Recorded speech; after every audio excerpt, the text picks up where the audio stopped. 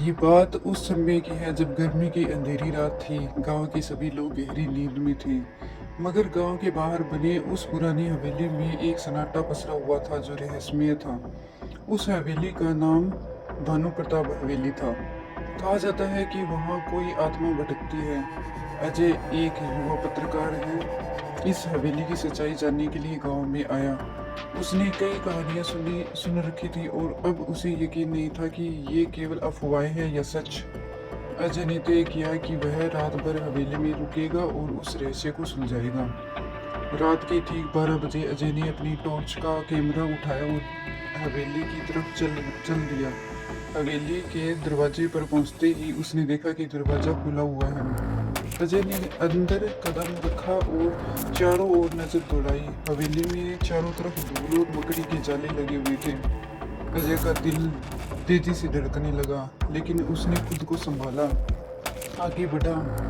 अजय ने देखा कि हवेली में कई पुरानी चित्र और मूर्तियां थी। अचानक उस एक कमरे में हल्की हल्की रोशनी आती दिखाई दी। उसने धीरे धीरे उस कमरे की तरफ कदम बढ़ाए। कमरे के अंदर पहुंचते ही उसने देखा कि वहां एक पुरानी किताब रखी हुई थी, जिसके पन्ने अपने आप पलट रहे थे।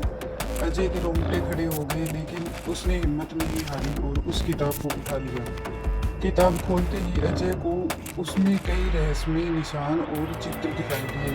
तभी अचानक हवेली के एक कोने से किसी के रोने की आवाज़ सुनाई दी। अजय ने आवाज़ की दिशा में कदम बढ़ाए। उसने देखा कि एक स्त्री का धुंधला सा चेहरा शीशे के सामने था। अजय ने कैमरा चालू किया और उसकी ओर बढ़ा। आप कौन हैं? अजय ने हिम्मत करके पूछा। वह स्त्री बूढ़ी और उसने आंखों में अजीब सी चमक थी। उसने धीरे धीरे कहा, मैं इस हवेली की रानी हूँ। मुझे मेरे अपने ही परिवार ने धोखा दिया और कहा यहाँ कैद कर दिया। मेरी आत्मा को मुक्ति चाहिए। अजय ने समझा कि उसे रानी की आत्मा की मदद करनी चाहिए। उसने किताब के पन्ने को गौर से देखा और उसमें एक मंत्र पाया जिसमें आत्मा को शांति मिल सकती थी।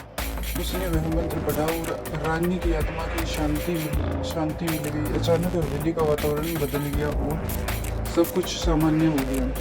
अगले दिन अजय ने गांव के लोगों को यह सच्चाई बताई। लोगों ने हवेली में जाकर देखा तो सब कुछ सामान्य था।